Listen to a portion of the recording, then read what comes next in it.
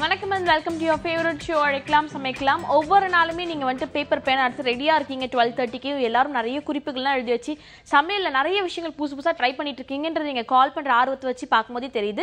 அந்த வகையில் இன்னைக்கும் நீங்க கால் பண்ணி நிறைய இன்ட்ரெஸ்டிங் டிஷஸ்லாம் கேட்டு தெரிஞ்சுக்கலாம். நீங்க கால் பண்ண வேண்டிய நம்பர் 0444459438. நீங்க கேட்கக்கூடிய டவுட்ஸ்க்குலாம் டப்புன்னு பதில் சொல்றதுக்காக ஷெஃப் பிரகாஷ் வந்திருக்காரு. அவர்கிட்ட பேசலாம். வணக்கம் ஷெஃப். வணக்கம்மா. எப்படி இருக்கீங்க? நல்லா இருக்கேன். நீங்க எப்படி இருக்கீங்க? ரொம்ப நல்லா இருக்கேன் ஷெஃப். இந்த வாரமும் நீங்க கீரை வாரம்னு சொல்லிட்டீங்க. சோ இன்னைக்கு என்ன கீரை சொல்ல போறீங்க? இன்னைக்கு வந்து என்ன கீரை நீங்களே சொல்லுங்க. இன்னைக்கு பாலக்கீரை. கிட்டத்தட்ட அதாம்மா, பசலிக்கீரை. அதாவது இது வந்து டெல்லி பாலக்குன்னு சொல்லுவாங்க, நம்ம பசலிக்கீரை அப்படின்னு சொல்லுவாங்க. பசலிக்கீரையில் எனக்கு வந்து பிடிச்ச பசலிக்கீரை வந்து எனக்கு பிடிச்ச கீரை. அதில் கூட்டு எப்படி பண்ணி சாப்பிட்றது ஒரு டிஃப்ரெண்ட்டாக நான் அது சொல்ல போகிறேன். எல்லாம் நல்லா கவனிங்க. பார்த்தீங்கன்னா பசலிக்கீரையை வாங்குறீங்க, அது நல்லா அந்த இலையை மட்டும் கிள்ளி எடுத்துட்டு கழுவிட்டு அதை சின்ன சின்னதாக அரிஞ்சு வச்சுட்டாலும் சரி, இல்லை கையில் பிச்சு போட்டாலும் சரி. ஃபஸ்ட்டு இது. ரெண்டாவது என்னென்னு பார்த்தீங்கன்னா கேரட்டு. அது கூட இப்போ ஒரு கட்டு கீரை வாங்குறீங்கன்னா ஒரு 100 கிராம் இல்லை ஒரு 150 கிராம் கேரட் வாங்குங்க. தோலை எடுத்துருங்க, அதை ரவுண்டாக கட் பண்ணிக்கோங்க. அதையும் தண்ணியில் நல்லா கழுவி அடிச்சுங்க. இன்னொரு விஷயம் என்னென்னு பார்த்தீங்கன்னா மசாலா என்ன பார்த்தீங்கன்னா தேங்காய், பச்சை மிளகா, ஜீரகம். அது கூட அதாவது காரத்துக்கு தகுந்த மாதிரிக்க பச்சை மிளகா மட்டும் சேர்த்துக்கிட்டா போதும். ஒரு 2 பச்சை மிளகா, இப்போ அரை மூடி தேங்காய் எடுக்கிறீங்கன்னா ஒரு 3 பச்சை மிளகா இல்லை 4 பச்சை மிளகா. பச்சை மிளகாவில் டார்க் இருக்குது, லைட் இருக்குது. டார்க் வந்து பார்த்தீங்கன்னா நல்ல காரமாக இருக்கும், லைட் க்ரீன் உள்ளது அவ்வளோதான் காரமாக இருக்காது. அதுக்கு தகுந்த மாதிரிக்கு பச்சை மிளகா எடுத்துங்க. இந்த மசாலாவை குறைன்னு அரைச்சி வச்சுங்க இந்த சைடில். இன்னொரு விஷயம் என்னென்னு பார்த்தீங்கன்னா பாசிப்பருப்பு, அது கூட வந்து கடலப்பருப்பு. அதுதான் ஹைலைட்டு. பாசிப்பருப்பு ஒரு கிளாஸ் எடுக்கிறீங்கன்னா ஒரு 1/4 கிளாஸ் கடலப்பருப்பு. ஃபஸ்ட்டு ஒரு பாத்திரத்தில் கடலப்பருப்பு போடுங்க, வேக வைங்க. நல்லா வெந்ததுக்கு அப்புறமா பாசிப்பருப்பை போட்டிங்கன்னா இந்த பாசிப்பருப்பு தெரியாமல் நல்லா கரைஞ்சிடும். கரைஞ்சதுக்கு அப்புறமா இந்த நம்ம மசாலா அரைச்சி வச்சுருக்கோம்னா தேங்காய், பச்சை மிளகா, ஜீரகம், அது இது கூட போடுங்க. ஒரு கொதி விடுங்க. அது அப்படியே மீடியம் ஃபயரில் வச்சுருங்க. இந்த சைடில் தாளிச்சிங்க. தாளிப்பு என்னன்னு பார்த்தீங்கன்னா ஒரு பாத்திரத்தில் நல்லெண்ணெய் போடுங்க. நல்லெண்ணெய் போட்டு கடுகு, ஜீரகம், காஞ்ச மிளகா, பச்சை மிளகா, கருவேப்பில்லை, கொஞ்சமாக வந்து இஞ்சி சேர்த்துக்கிட்டீங்கன்னா பூண்டு சேர்த்துக்கிட்டிங்கன்னா இன்னும் ரொம்ப நல்லா இருக்கும். நைஸாக கட் பண்ணி போட்டாலும் சரி, இல்லை தட்டி போட்டுக்கலாம் சரி. அதிலே வதக்கிடுங்க. அதுக்கப்புறமா அந்த கீரையை அதில் போடுங்க.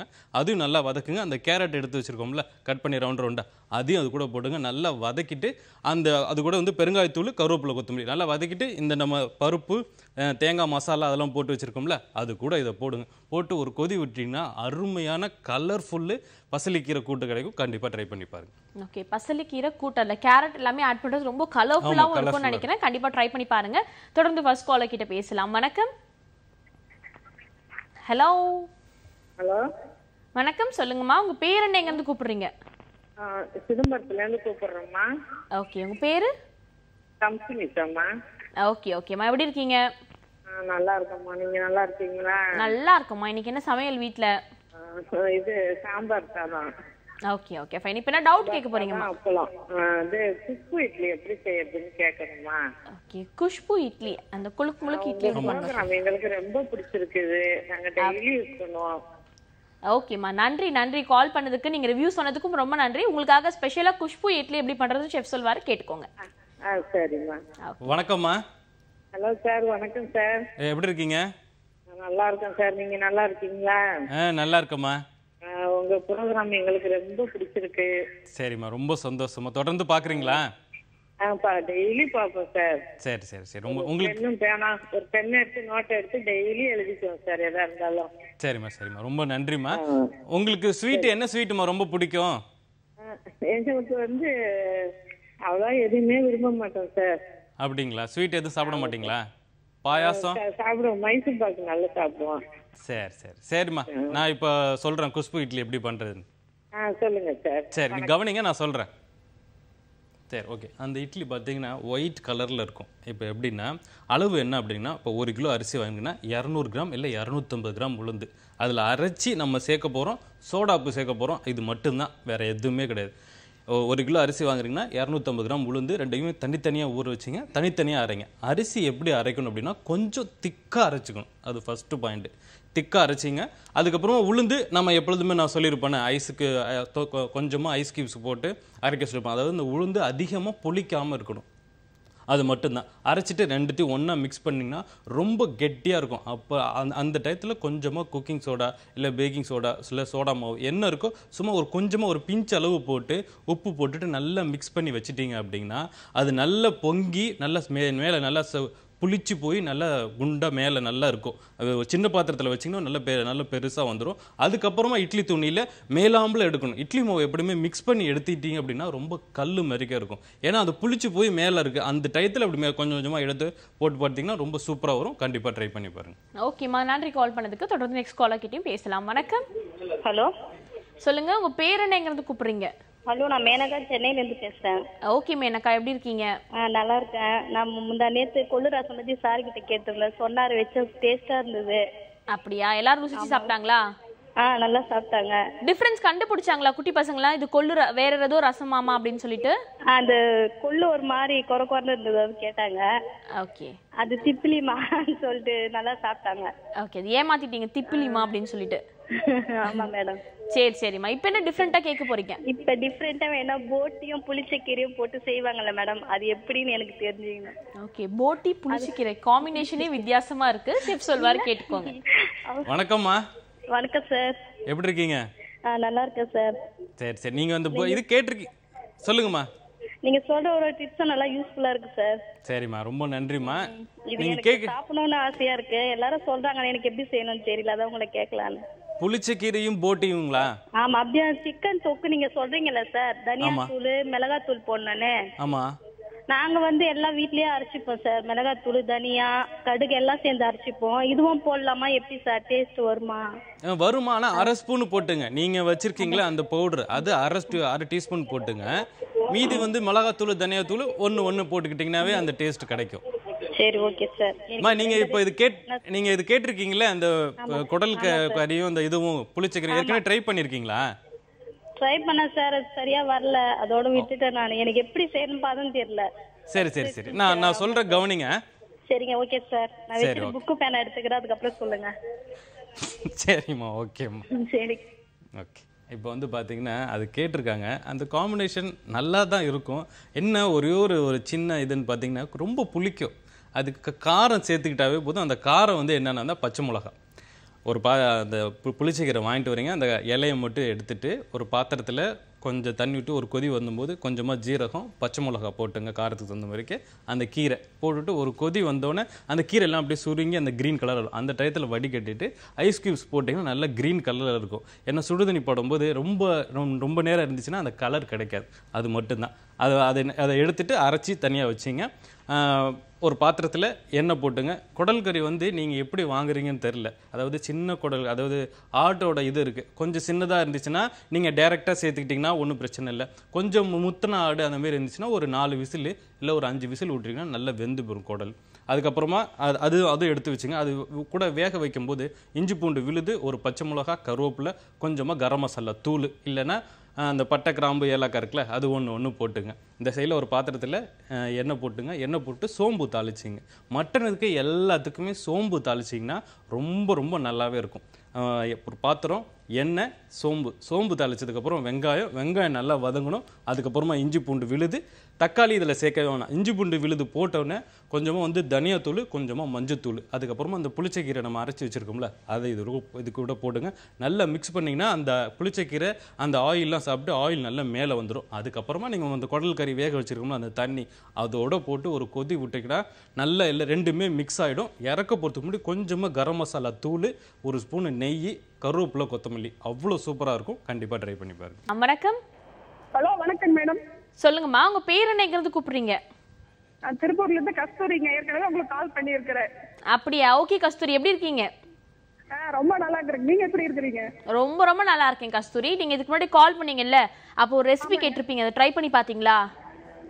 ட்ரை பண்ணுங்க மேடம், ரொம்ப சூப்பரா இருந்துச்சு. சாம்பார் பொடி கேட்டிருப்பீங்களா? சரி ஓகே. அவரால் செஃப் கிட்ட கூப்பிட்டு மறுபடியும் பேசலாம்னு சொல்லி கூப்பிட்டாங்க. டெய்லி உங்க ப்ரோக்ராம் விடாம பார்த்துட்டே இருப்பாங்க. ஓகே, நன்றிமா. நீங்க கண்டிப்பா ஷெஃப் பாராட்டலாம். ஷெஃப் பக்கத்துல தான் இருக்காரு. சொல்லுங்க. சரி, வணக்கம்மா. வணக்கம் சார். நல்லா இருக்கீங்களா? நல்லா இருக்கேன். நீங்க எப்படி இருக்கீங்க? நான் ரொம்ப நல்லா இருக்கிறேன். நீங்க சொன்ன சாம்பார் பொடி ரொம்ப நல்லா இருந்துச்சுங்க. அப்படிங்களா? ரொம்ப நன்றிங்க. இன்னைக்கு என்ன சமையல் வீட்டுல?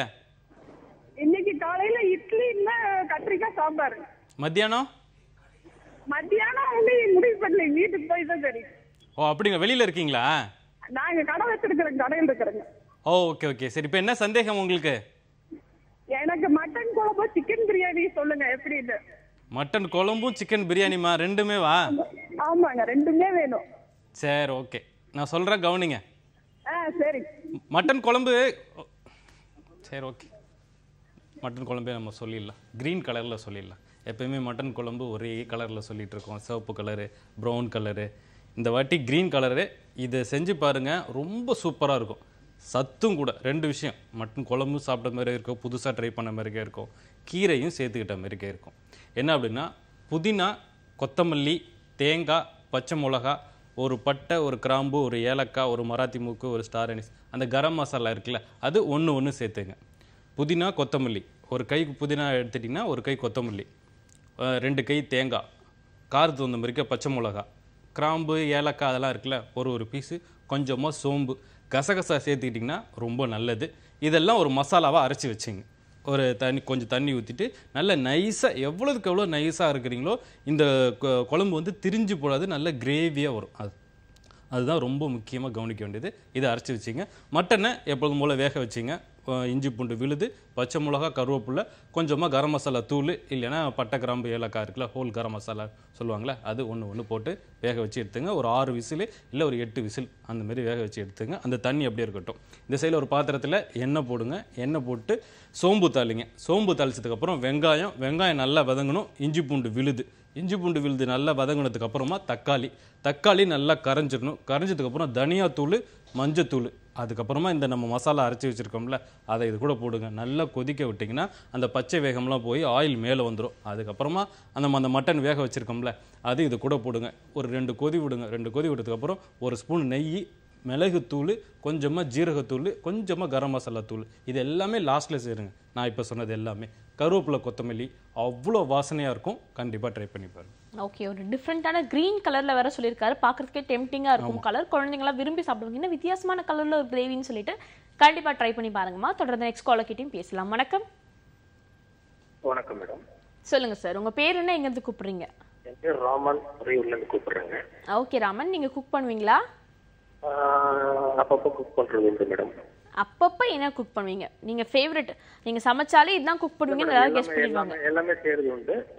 அது ஒரு ஹாபி மாதிரி ஹாலிடேஸ்ல பண்றது மேடம். ஓகே ராமன், இப்போ என்ன டவுட் கேட்க போறீங்க? சார் ஒரு டவுட் கேட்கணும். ஓகே, தொடர்ந்து பேசலாம். வணக்கம் சார். சார் வணக்கம் சார், உங்க ப்ரோக்ராம் நல்லா இருக்கு பார்த்துட்டு இருக்கு. அந்த சாம்பார் வந்து வைக்கிறது ஒரு சாதாரணமான விஷயமா இருந்தாலும் சொல்லுங்க, அது எப்படி ஒரு மனமா டேஸ்டா, சில இடத்துல வெளியில வைக்கும் போதே அந்த மனம் நம்ம வீட்டுக்கு வருது. சரி, அந்த மாதிரி வைக்கணுமா உங்களுக்கு? நல்ல மனமா வைக்கிறது எப்படி? ஒவ்வொரு பொங்கலுக்கு தனி சாம்பார், சாப்பாடுக்கு தனி சாம்பார்னு இருக்குங்களா? ஆமா இருக்கு. எப்படிங்கறது சொன்னீங்கன்னா நல்ல மனமா இருக்கணும். சரி, கண்டிப்பா நான் சொல்றேன், கவனிங்க. சரி, ஓகே. சாம்பார் வந்து மனமாக இருக்கணும் அப்படின்னு கேட்டிருக்காங்க. சாம்பார் வைக்கிறதே மனமாக இருக்கும். எப்படின்னா லாஸ்ட்டாக நீங்கள் ஒரு சில பொருள் சேர்க்கணும். சாம்பார் தூள், அந்த சாம்பார் தூள் ஏற்கனவே சொல்லியிருப்பேன், அது சேர்க்கணும். ஒரு ஸ்பூனு நெய், கருவேப்பிலை, கொத்தமல்லி, கொஞ்சமாக பெருங்காயத்தூள், இதை லாஸ்ட்டாக சேர்த்து பாருங்கள். சாம்பார் வச்சதுக்கப்புறம் அவ்வளோ வாசனையாக இருக்கும். இப்போ சாம்பார் எப்படி வைக்கிறது நம்ம ஒரு சுருக்கமாக நான் சொல்கிறேன். இந்தமாரி ட்ரை பண்ணி பாருங்கள். ஃபஸ்ட்டு தோரம்பருப்பு, பாசிப்பருப்பு, இது 2த்துலேயும் வைக்கலாம். அதாவது 1 கிளாஸ் தோரம்பருப்பு எடுத்துக்கிட்டிங்கன்னா 1/4 கிளாஸ் பாசிப்பருப்பு. இதை தனித்தனியாக வறுத்துட்டு அதுக்கப்புறம் சேர்த்திங்கன்னா இன்னும் நல்லா வாசனையாக இருக்கும். நீங்கள் சாம்பார் சாப்பிட்டோன்னா உங்கள் கையில் மோந்து பார்த்தீங்கன்னா அவ்வளோ வாசனையாக இருக்கும். இந்த பருப்பை வறுத்துட்டு, எண்ணெயே இல்லாமல் வறுத்துட்டு அதுக்கப்புறமா வேக வைக்கணும். வேக வச்சு தனியாக அந்த சைடு வறுத்துங்க. இந்த சைடில் ஒரு பாத்திரத்தில் எண்ணெய் போடுங்க. நல்லெண்ணெய் போட்டு தாளிச்சிங்க. நல்லா போட்டு கடுகு, ஜீரகம், வெந்தயம், காஞ்ச மிளகா, சின்ன வெங்காயம், அது கூட கொஞ்சமாக பூண்டு, அதெல்லாம் வதங்கிடுங்க. வதங்கினதுக்கப்புறம் தக்காளி, கொஞ்சமாக புளி தண்ணி தேவைப்பட்டுச்சுன்னா, தக்காளி அதிகமாக சேர்த்துக்கிட்டிங்கன்னா புளி தண்ணி தேவையில்லை. இதெல்லாம் நல்லா வதங்கணும். நல்லா வதங்கினதுக்கப்புறம் தனியாத்தூள் 2 ஸ்பூன் போட்டிங்கன்னா 1 ஸ்பூன் வந்து மிளகாத்தூள், கொஞ்சமாக வந்து மஞ்சத்தூள், அது இது அந்த எண்ணெயிலே போட்டு வதக்கிடுங்க. பெருங்காயத்தூள் போட்டுங்க. கருவேப்பிலை, கொத்தமல்லி அதிலே போட்டு வதக்கிடுங்க. என்ன வெஜிடபிள் சாம்பாரில் சேர்க்கும் போது முருங்கைக்காய் சேர்த்துங்க. அது ஒரு குழம்பா இருக்கும். அதாவது சாம்பார், முருங்கைக்காய் சாம்பார், கத்திரிக்காய் சாம்பார், கேரட்டு பீன்ஸு சாம்பார், இந்தமாரி தனித்தனியாக சேர்த்துக்கிட்டிங்கன்னா ஒரு காயை, அது ஒரு நல்ல டேஸ்ட்டு கிடைக்கும். அதுவும் இதில் போட்டு நல்லா வதக்கிடுங்க. வதங்கினதுக்கு அப்புறமா எண்ணெயெலாம் மேலே வந்துடும், அந்த மசாலா வெந்ததுக்கப்புறம். அதுக்கப்புறமா பருப்பை ஆட் பண்ணிங்கன்னா சாம்பார் ரெடி. ஒரு 2-3 கொதி விட்டாவே போதும். இறக்க போகிறதுக்கு முன்னாடி அந்த நான் சொன்ன சாம்பார் பவுட்ரு அது கொஞ்சமாக வந்து நெய், கருவேப்பிலை, கொத்தமல்லி, கொஞ்சமாக திரும்பவும் பெருங்காயத்தூள் எவ்வளோதுக்கு எவ்வளோ வெஜிடேரியனில் கொஞ்சம் கொஞ்சமாக சேர்க்கணும். ஃபஸ்ட்டு ஆரம்பத்தில் சேர்க்கணும், அப்புறம் முடிவில் சேர்க்கணும். அவ்வளோ சூப்பராக இருக்கும். கண்டிப்பாக ட்ரை பண்ணி பாருங்க. வணக்கம். ஹலோ, சொல்லுங்க, உங்க பேர் என்ன? தஞ்சாவூர்ல இருந்து கீதா பேசுறேன் மேடம். ஓகே கீதாம்மா, எப்படி இருக்கீங்க? நல்லா இருக்கேன் மேடம். Okay okay. இன்னைக்கு என்ன சமையல் வீட்ல? இன்னைக்கு கருவாட்டு குழம்பும் கீரை பொரியலும். சூப்பர். கேட்கும் போதே அப்படியே வாயில எச்சி ஊறுது. அந்த அளவுக்கு ருசியா இருக்கும் போல இருக்கு உங்க வீட்டு கருவாட்டு குழம்பு. ஆமா ஆமா, ஓகே. போட்டு முருங்கைக்காய் எல்லாம் போட்டு கருவாட்டு குழம்பு. Amazing amazing combination. வாழைப்பூவும் பொரியல் மேடம். ஓகே ஓகேம்மா. சாப்பிட வீட்டுக்குலாம் கூப்பிட மாட்டீங்களா இவ்வளவு ருசியா சமைச்சிட்டு? தஞ்சாவூர் வந்தீங்கன்னா வாங்க மேடம், நல்லா ருசியா சமைப்பேன் மேடம். ஓகே, நான் உங்க நம்பர் வாங்கி ஃபோன் பண்ணி சொல்றேன். நீங்க கருவாட்டு குழம்பு வைக்கிற அன்னைக்கு நான் வரேன். ஓகேவா? இப்போ என்ன டவுட் கேட்க போறீங்க? அது வாழைத்தண்டு கேட்கணும் சார்ட்ட. ஓகே, வாழைத்தண்டு பொரியல் கேட்கணும் சார்ட்ட. Okay okay. பொரியல் கூட்டு இல்லாம. வணக்கம்மா. வணக்கம். எப்படி இருக்கீங்க? நல்லா இருக்கேன். நீங்க நல்லா இருக்கீங்களா? நல்லா இருக்கேன். உங்களுக்கு என்ன சந்தேகம் வாழைத்தண்டுல? வாழைத்தண்டுல பொரியல் கூட்டு இல்லாம வேற ஏதாவது டிஃபரெண்டா? பொரியல் கூட்டு இல்லாமையா? பொரியலும் வேண்டாம், கூட்டும் வேண்டாம். சரி ஓகே. ஃப்ரை பண்ற மாதிரி சொல்லிட்டுமா, வடை மாதிரி சொல்லிட்டுமா? அது மாதிரி சொல்லுங்க சார். சரி ஓகே, நீங்க கவனிங்க, நான் சொல்றேன். சரி சார். சரி ஓகே. வந்து பார்த்துட்டிங்கன்னா புதுசாக இருக்கும். நான் இப்போ லாஸ்ட்டாக அதை நான் பண்ணி கொடுத்துட்டு வந்தேன். இந்த மாரிக்க வாழைத்தண்டில் வடை எப்படி பண்ணுறது எல்லாரும் ட்ரை பண்ணி பாருங்கள். அதில் ஃபஸ்ட்டு பாயிண்ட் என்னன்னு பார்த்தீங்கன்னா, வாழைத்தண்டை சின்னதாக கட் பண்ணிக்கிங்க. அதுதான் அந்த ஃப்ரை பண்ணிவிட்டு அதை கடித்து சாப்பிடும்போது க்ரன்ச்சியாக இருக்கும், கொஞ்சம் ஜூஸியாக இருக்கும். அவ்வளோதான். சின்னதாக கட் பண்ணிவிட்டு அதை இந்த சைடில் வச்சுங்க. இந்த சைடில் கடலப்பருப்பை ஊற வச்சு எடுத்துங்க. ஒரு அரை மணி நேரம் ஊறினாவே போதும். ஊற வச்சு எடுத்துட்டு அதை குறைன்னு அரைச்சிங்க. இந்த வாழைத்தண்டை அதில் போட்டு மிக்ஸ் பண்ணுங்கள். கொஞ்சமாக வெங்காயம், நிறைய வெங்காயம் சேர்க்கக்கூடாது. ஏன்னா இந்த வாழைத்தண்டுலேயும் தண்ணி விடும், அந்த வெங்காயத்துலையும் தண்ணி விடும். அதனால் கொஞ்சமாக வெங்காயம், பச்சை மிளகா காரத்துக்கு, இஞ்சி, பூண்டு தனித்தனியாக நைஸாக கட் பண்ணி, இதில் எல்லாமே கட் பண்ணி தான் போடணும், அரைச்சி போடக்கூடாது. அதுதான் இது கொஞ்சம் ரிஸ்க்கு. ஏன்னா நீங்கள் சின்னதாக கட் பண்ணணும்ல, அதை சொல்கிறேன். எல்லாத்தையும் நைஸாக கட் பண்ணி போட்டு கருவேப்பிலை, கொத்தமல்லி, பெருங்காயத்தூள் எல்லாத்தையும் நல்லா மிக்ஸ் பண்ணுங்கள். மிக்ஸ் பண்ணிவிட்டு இதை வந்து கொஞ்சம் தட்டையாக போடணும். நல்ல மொத்தமாக நம்ம மசாலா வடை எப்படி இருக்குது அந்த மாதிரி போடக்கூடாது. கொஞ்சம் தட்டையாக போட்டுட்டு இதில் தண்ணி இன்னும் எதுவுமே ஊற்றவே கூடாது. தண்ணி ஊற்றாமல் தான் எல்லாமே அரைச்சி மிக்ஸ் பண்ணணுமே. மிக்ஸ் பண்ணிவிட்டு தண்ணி நல்லா தின்னாக கையில் தட்டிட்டு வடை மறிக்க போட்டு எடுத்திங்கன்னா அவ்வளோ சூப்பராக இருக்கும். கண்டிப்பாக ட்ரை பண்ணி பாருங்கள்.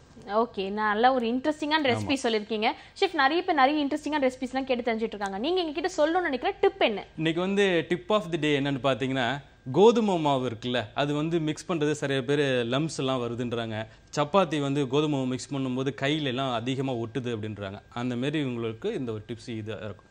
நான் அது வந்து ட்ரை பண்ணியிருக்கேன், அதை உங்ககிட்ட நான் ஷேர் பண்ணுறேன். என்னென்னு பார்த்தீங்கன்னா, கோதுமை மாவு தோசை ஊற்றும் போது என்ன பண்ணுவோம், மாவு எடுப்போம், கொஞ்சம் உப்பு போடுவோம். உப்பு போட்டுட்டு நம்மளுக்கு என்ன அந்த வெங்காயம், மிளகு, ஜீரகம், பச்சை மிளகா அதெல்லாம் போடுவோம்ல, போட்டதுக்கப்புறமா தண்ணி ஊற்றிடுங்க. ஒரு அரை கிளாஸ். இப்போ வந்து ஒரு 1/4 கிலோ மாவு எடுக்குங்க, ஒரு அரை கிளாஸ் தண்ணி ஊற்றி மூடி வச்சுருங்க. மூடி வச்சுட்டு கொஞ்சம் நேரம் கழித்து அதுக்கப்புறம் மிக்ஸ் பண்ணிங்கன்னா லம்ஸ் வராது. இது ஒரு டிப்ஸு. இன்னொரு இந்த சப்பாத்திக்கு சொல்லியிருக்கேன். சப்பாத்திக்கும் அப்படி தான். மாவு, கொஞ்சமாக தண்ணி, கொஞ்சம் உப்பு, கொஞ்சம் எண்ணெய் போட்டுட்டு தண்ணி ஊற்றிட்டு ஒரு அரை மணி நேரம் கழிச்சு மீதி சட்னி என்ன வேலை அந்த வேலையை பார்த்துட்டு அதுக்கப்புறமா திறந்தீங்க, அப்படியே கையை போட்டு மிக்ஸ் பண்ணிங்கன்னா நல்லா ஈஸியாக நல்லா மிக்ஸ் ஆகிடும். அப்புறம் இன்னொரு டிப்ஸ் என்னென்னு பார்த்தீங்கன்னா, சப்பாத்தி போடும்போது ரொம்ப நேரம் குக் பண்ணாதீங்க. நம்ம கோதுமை மாவை பச்சையாக தானே சாப்பிட்றோம். ஸோ சப்பாத்திக்கு ஒரு 2 செகண்ட் 3 செகண்டே போதும். அது கொஞ்சம் நல்ல கலர் வந்து உடனே திருப்பி போட்டுருங்க. நல்லா வெந்திருக்கும். எப்படி சப்பாத்தி சாஃப்டாக அப்படி இருக்குன்னா, ஒரு சப்பாத்தி நான் சொன்ன மாதிரிக்கே 2 சைடும் போட்டு எடுத்துட்டு லைட்டாக பிச்சு பாருங்களா, அவ்வளோ சாஃப்டாக இருக்கும். கண்டிப்பாக ட்ரை பண்ணி பாருங்க. ஓகே, சப்பாத்தி வந்துட்டு குயிக்கா குக் பண்ணி முடிச்சிடலாம். ரொம்ப நேரம் நீங்க அடுப்புல போட்டு அதை வாட்டி எடுக்க தேவையில்லை அப்படின்னு சொல்லியிருக்காரு. அதனால தான் வந்து கொஞ்சம் ரஃப்பா இருக்கு சப்பாத்தினா அதுதான் காரணம். ஸோ குயிக்கா குக் பண்ணி எடுத்துட்டீங்கன்னா சாஃப்டான சப்பாத்தி கிடைக்கும்னு சொல்லியிருக்காரு. உண்மையில ஒரு இன்ட்ரெஸ்டிங் டிப்ஸ் சொல்லியிருக்கீங்க chef. Thank you so much for joining. Thank you. நீங்களும் வீட்டில் இருந்தபடி இவ்வளவு பல இன்ட்ரெஸ்டிங் ரெசிபிஸ்லாம் கேட்டு தெரிஞ்சுட்டு இருப்பீங்க. இது தொடர்ந்து ருசிக்கலாம் வாங்க நிகழ்ச்சியில் இன்னைக்கு உங்களுக்காக மதுரை ஸ்பெஷல் கறி தோசை எப்படி சொல்றதுன்னு சொல்லி தர போறாங்க. தொடர்ந்து அதையும் பாருங்க. இதே போல நாளைக்கும் பல இன்ட்ரெஸ்டிங் ரெசிபிஸோட உங்களை வந்து சந்திக்கிறேன். Until then, this is Kritika telling bye from you all.